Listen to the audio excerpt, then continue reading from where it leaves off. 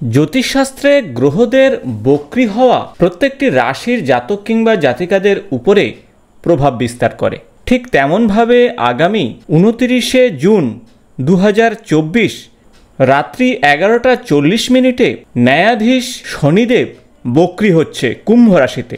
আর শনিদেবের এই বক্রী গতির প্রভাবে কি ফল নিয়ে আসবে দ্বাদশ রাশির উপরে, সে বিষয়ে নিয়ে এই ভিডিওতে আপনাদের সঙ্গে আলোচনা করব।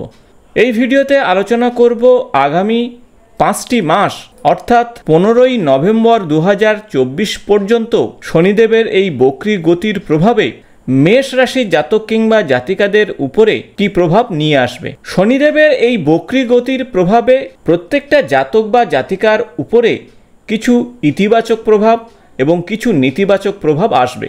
আপনারা সবাই জানেন শনিদেব হলো শিক্ষক, টাস্ক মাস্টার।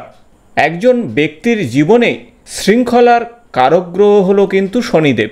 আর সুশৃঙ্খলভাবে এগিয়ে গেলেই তবেই কিন্তু জীবনে সফলতা আসবে, জীবনের প্রকৃত গোলে পৌঁছাতে পারবেন।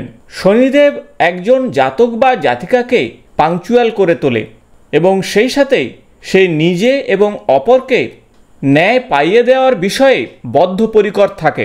শনিদেবের প্রভাবে একজন জাতক বা জাতিকাকে সঠিক দিকে নিয়ে যায় আর তার ফলে সে তার নিজের জীবনের শক্তিকে সঠিকভাবে প্রয়োগ করতে পারে, আর সেটাই সফলতার মূল বিষয়। আর আপনি যদি আপনার শক্তিকে সঠিক জায়গায় না প্রয়োগ করে অন্য ডিরেকশনে প্রয়োগ করেন, তাহলে শনিদেব আপনার জীবনে কখনোই সফলতা নিয়ে আসবে না। তাই আগামী 5টি মাস শনিদেবের এই বক্রী গতির পরিবর্তনে কুম্ভ রাশিতে শনিদেব কি প্রভাব নিয়ে আসবে আপনাদের ব্যবসার ক্ষেত্রে, কর্মক্ষেত্রে, দাম্পত্য জীবনে, ভাব ভালোবাসার ক্ষেত্রে বা আপনার সন্তানের জীবনে, সেই সাথে আপনাদের পড়াশোনা, শরীর স্বাস্থ্যের ক্ষেত্রে, আসুন জেনে নেওয়া যাক। নমস্কার বন্ধুরা, আমি ডক্টর সুব্রত আচার্য আর আপনারা দেখছেন আপনাদেরই প্রিয় channel Shri Subrata astrological consultants. যারা চ্যানেলে নতুন তারা অবশ্যই চ্যানেলটি সাবস্ক্রাইব করে দেবেন, পাশে থাকা বেল বটনটি প্রেস করবেন। ভিডিও ভালো লাগলে বন্ধুদের সঙ্গে অবশ্যই শেয়ার করবেন। আসুন জেনে নেওয়া যাক আগামী 5টি মাস শনিদেবের এই বক্রী গতির পরিবর্তনে মেষ রাশির জাতক জাতিকাদের জন্য কি ফল নিয়ে আসবে। দ্বাদশ রাশিচক্রের প্রথম যে রাশি তা হলো মেষ, এবং মেষ রাশির সাপেক্ষে শনিদেব হলো কর্ম এবং সেই সাথে তার সফলতার গৃহের অধিপতি, অর্থাৎ দশম এবং একাদশ গৃহের অধিপতি, এবং একাদশ ভাবে কিন্তু শনিদেব বক্রী হচ্ছে। শনিদেবের এই বক্রী গতির পরিবর্তনে প্রথমে আসব আপনাদের কর্মক্ষেত্রে কি পরিবর্তন আসবে। শনিদেব একাদশ ভাবে বক্রী হচ্ছে। বক্রী গ্রহ সর্বদা ঠিক তার আগের গৃহের ফল দেয়, আর সেজন্য কর্মক্ষেত্রে কিন্তু যথেষ্ট উন্নতির যোগ থাকবে। শনিদেবের তৃতীয় দৃষ্টি লগ্নের উপরে থাকবে, যেহেতু বক্রী অবস্থায় থাকবে তাই আপনার মনের উপরে শনিদেবের নেগেটিভ প্রভাব অনেকটা কমবে, এবং পঞ্চম ভাবে শনিদেবের বক্রী দৃষ্টি থাকবে। তাই সন্তান সংক্রান্ত বিষয়ে আপনারা এতদিন যে নেগেটিভ প্রভাব পাচ্ছিলেন সেখান থেকে অনেকটা মুক্তি পাবেন।